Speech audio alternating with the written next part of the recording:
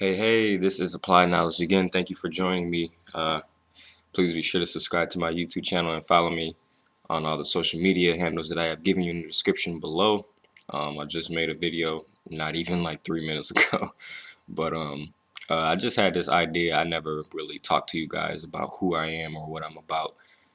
So that's what I'm gonna do today is just share a little bit about uh, what I'm about, who I am, the things that I enjoy, which is music, and kind of like my musical journey and how I came about it. Um, so, about fourth or fifth, first of all, my name is Devonte. That's my real name. Um, I go by Applied Knowledge. I've had other production names. I've had Created by Devan. That was my last one. I had another one called Melody. That was like my very first name. It was called Melody. I've had Rockstar. Um, and I believe that's it. I'm sure there was another one in there. I believe Pedestrian was another one, which didn't really make any sense, but that was during the MySpace days. So yeah, I've had many different names and stuff like that. So and then I finally settled for Applied Knowledge because um, I came to a point where my learning just became I became committed to learning. So um, everything that I would get or I would learn, I would put into action if I believed it, and I believed that it was beneficial to me and it would take me further in my career or in life in general. So then I just called myself Applied Knowledge and stuck with that and had that ever since then. Got tags made and all that good stuff. But so what started me on this musical journey was I would have to say films, and like I don't know, like since I was a kid, I've always been like kind of trapped in fantasy world in my mind and just seeing the world in a different light. And one of my favorite movies was Avatar, and I just believe in my mind like that's how I pretty much saw the world. Everything just being so beautiful and harmonious and things like that. Um, and so that's kind of how I saw the world. And I always had like the more films I would watch like that, like sci-fi, I was really deep into sci-fi and stuff like that. Like Tremors, that's one of my favorite movies. I know a lot of people probably don't even know what the hell that is, but it's a really good movie. You should check it out. There's like 5 or 6 of them. But anyway, yeah, I was really deep into sci-fi and stuff like that, and Ripley's, all that good stuff, just different things. And like as I began watching more like sci-fi-ish movies and things like that, it was like they've always had these sort of mysterious film scoring kind of music, but I don't know, it to me it was like within that it felt like there was something that needed to be discovered. So and that's kind of how my mind is. Like I'm very deep thinking, uh philosophical, whatever you want to call me, and I think a lot and I try to put things together and try to make sense out of them. And it may take me years and I still be thinking on the same shit, but um you know so yeah, I just kind of went on and was just really getting a grasp for that sound and film scoring sound, and just my mind, it really opened up my mind. It was just like wow. And so when fifth grade came, I ended up joining orchestra and I played the viola. Um, and it just came natural to me. I felt like orchestra was like what really started the process because orchestra is used in a lot of film music and like strings and brass, and I love brass to death. Like that's one of my favorite uh, band sections is brass or orchestral sections if they're ever together. Um, but yeah, so played the viola in fifth grade, played in sixth grade, and then I ended up dropping out, and then I took band. Uh, my intention was to play the drums there, but it ended up being uh, the drums ended up being taken, and like there was no other drum instruments left, so I picked up the oboe and began playing that. And some of y'all know what an oboe is, a woodwind instrument. Sorry, I cannot speak today. Um, Similar to a clarinet, but the reeds are different. You know, the reed on an oboe is like a kind of like a stick thing, and you just blow into it. But that was also the problem because I kept breaking them. And for those of you that know reeds, or if you play an oboe, them damn things are not cheap. So I just ended up stopped playing that and was like, all right, I want to try something different. And then I ended up picking up the baritone, which is this big dumbass, kind of like a tuba. Um, I'm not sure. I believe the tuba is a little bit bigger than the baritone. Yes, it is. So yeah, I played the baritone for like a couple weeks, and then I was just like, yeah, I'm done. I didn't want to carry that big ass case around, and a lot of people made fun of me in middle school, so I'm like, yeah, it's over with. um, so after that, I got rid of music and just said, you know what, whatever. I'm just gonna go back to running track because track was something that I really enjoyed. I had been running ever since the first time you could start running in grade school or elementary school. So like fourth grade, fifth grade, you know, they would have those little meets, the elementary school meets or whatever, track meets. Um, so yeah, but I was always running. I loved to run, played outside a lot. You know, back in I was born in '92, so like early 2000s, it was all about being outside. It wasn't about playing video games and shit like how it is now. It was just about being outside, playing football, tag, uh, baseball, whatever was fun, or just throwing dirt, rocks at shit, breaking shit, simple shit. You know what I'm saying? Stuff like that. But yeah. So I was always a runner. Uh, Started that in like I said, grade school, elementary school, had our first meet, was good at it. Fifth and sixth grade, got into middle school, still continued to run, ran every year. Seventh grade ran, eighth grade ran, freshman year ran, and then that's when I began running all year round. So I would run outdoor track and indoor track. Sophomore year came, um, start, uh, ran cross country, but I couldn't compete in a lot of meets. I think I was only able to compete in 2 meets because my grades was pretty bad. Um, but just another thing, I wasn't really all that great in school, so I just kind of track was kind of like my only way out. I just didn't really enjoy school too much, nor did I have the attention span. I was really deep into science though for some reason. I don't know why, but everything else I just kind of, you know, science and writing were like my two strongest, uh, um, my two strengths. I'll just call it that. Um, And yeah, so sophomore year ran cross country, ran track, ran indoor track. Did I run indoor track? I might have ran indoor track that year too. And then it got to a point where I was just getting into too much trouble in school, and they wanted me up for expulsion. Just the same shit, insubordination, talking back to teachers. They just kind of got tired of it. And at that time, like I think it went by points. Like however many referrals you had to um, go up for a hearing and stuff like that. So I just saved myself the time and transferred out and ended up going to another school here in Beloit called Turner. So I went there my junior year. When I got there, I didn't have enough credits to be a junior. So what they did was they made me take freshman, sophomore, and junior classes uh, because I guess it was a requirement or whatever. Like you had to take a civics class. Um, and then I had to take something else for a sophomore class. So I ended up sitting in with freshmen. I sat in with sophomores, and then the juniors, which I was with. And so yeah, went through that. Predominantly white, a few black people there, including myself, just a few. um, yeah, so right at that time, that's when I found out I was done with track, and I ended up. Yeah, I stopped running because they told me I couldn't run no more. It had something to do with like when you transfer out schools, uh, like you got to sit out a year or something like that. So I'm like, well, fuck that. I'm not just gonna practice and not be able to run. That's just a send off to me. Which today I wish I would have did that because it probably would have spared me a lot of mistakes and just extra stuff that I shouldn't have been into. But it is what it is. I'm in a better place now. Um, so yeah, after that, stop track.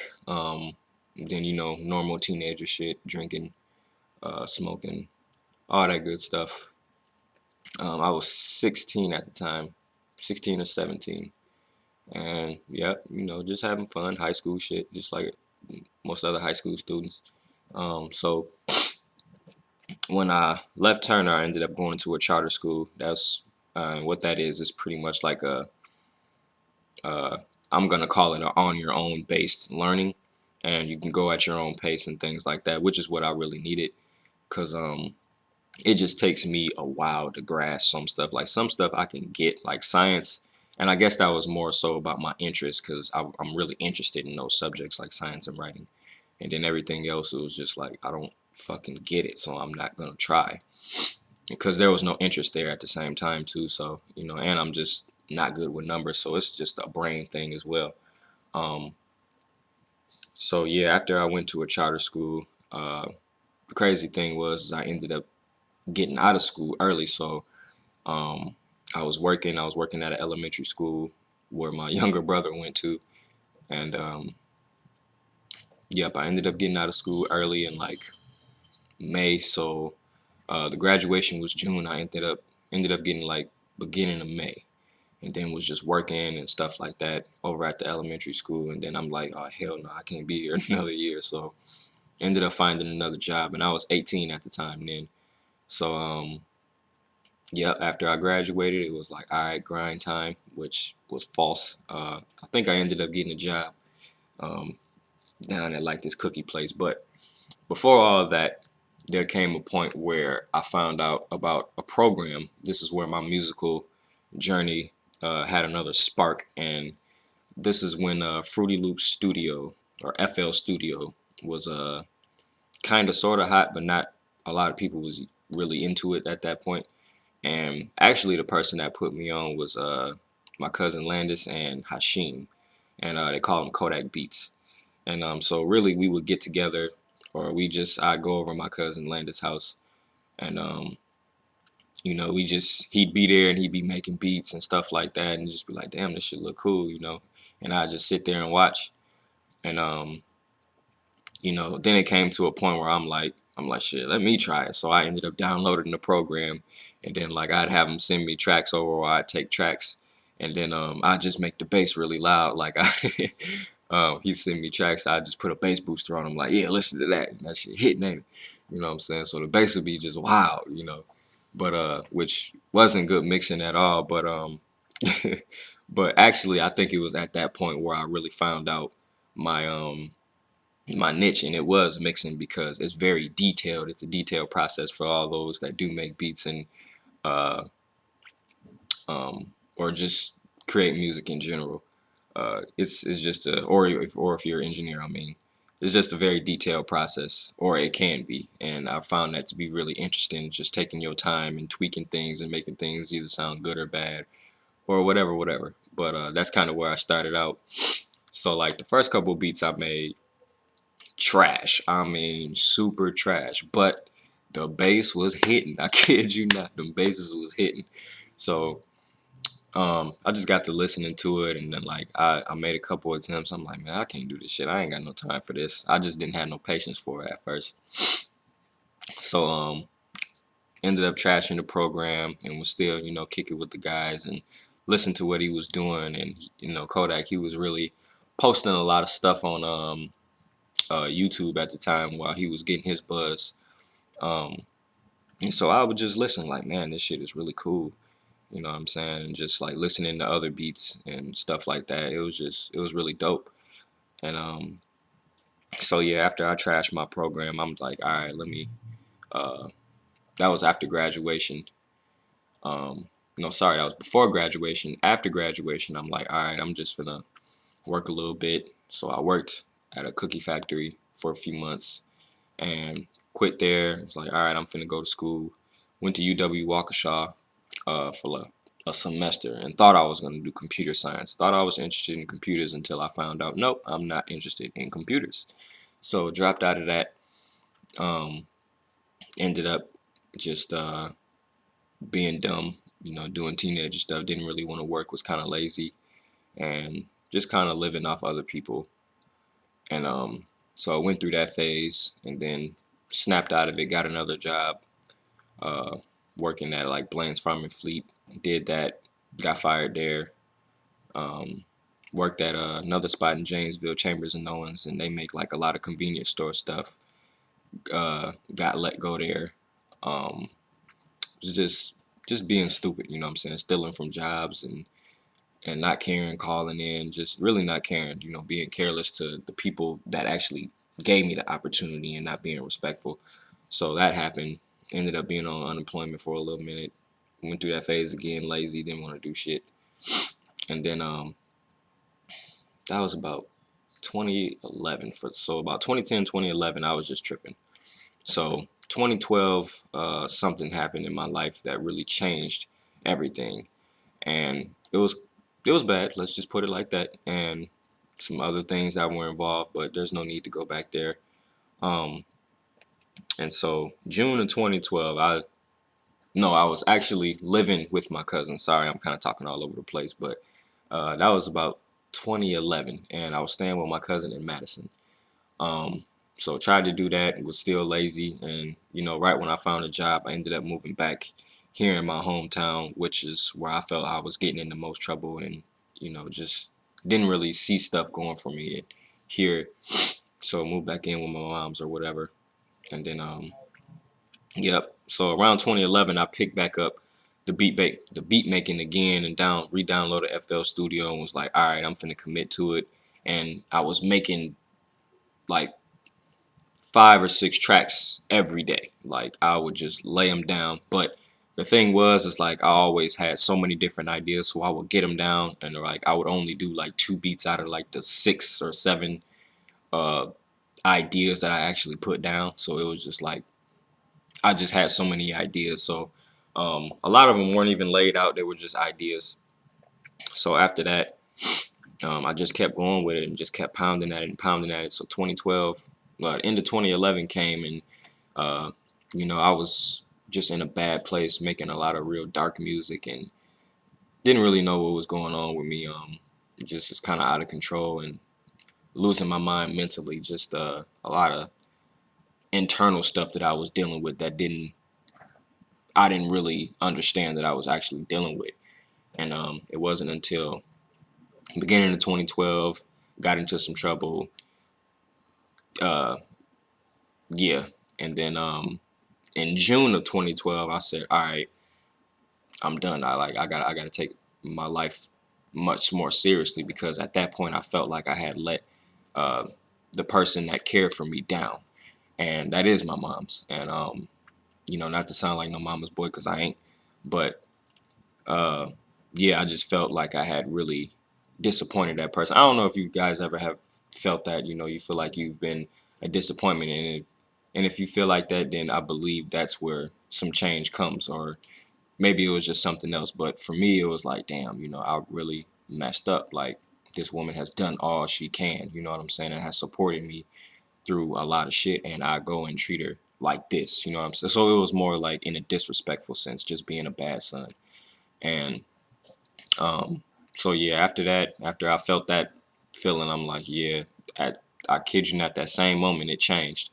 And uh, yep, so I started taking life more seriously, enrolled in the Madison Media Institute, where a friend of mine was going, and I think he ended up dropping out after whenever, but I'm like, shit, well, let me get my ass in there and figure out what's going on. So they gave me a tour around the building. I saw these big, uh, the first console I seen was SSL console. I think it was 2 series. Like they had half of it was a G series and the other one was something else. And so as soon as I walked in the room, I'm like, oh yeah, like I gotta go here. Like this is exactly what I want to learn.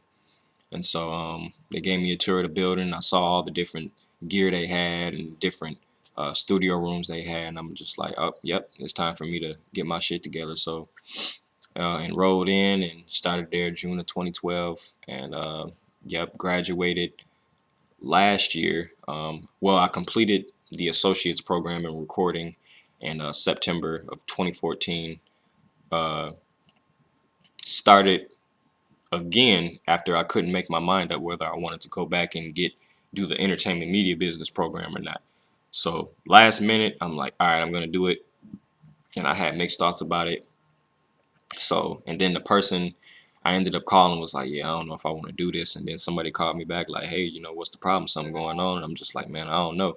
So I had mixed thoughts about it. They talked me into it. And the next day I had to start classes. So, uh, yep. So, and that ended up happening. And I ended up graduating from the entertainment media business program with my bachelor's degree in May last year. Um, so, and actually, it was at the perfect time because I don't believe that program is no longer, you can no longer get into that program.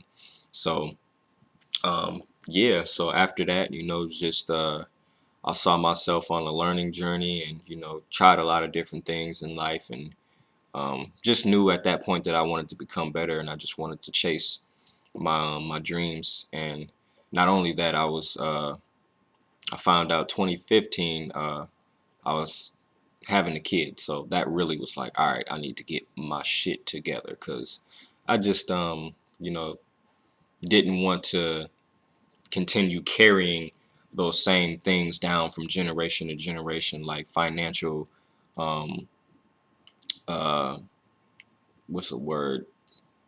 Oppression or whatever, things like that, or financial security, and just I didn't want, that was one of the things I didn't want to be a problem. The other thing was just like family, and so there's a lot of things that I just believed in that I just didn't want to continue carrying down and keep passing on, like debt. That's one thing I'm just like, I feel like if you don't take care of debt, it's just going to keep passing down because your kids are learning from you. So if they see you making bad decisions, they're going to do it too.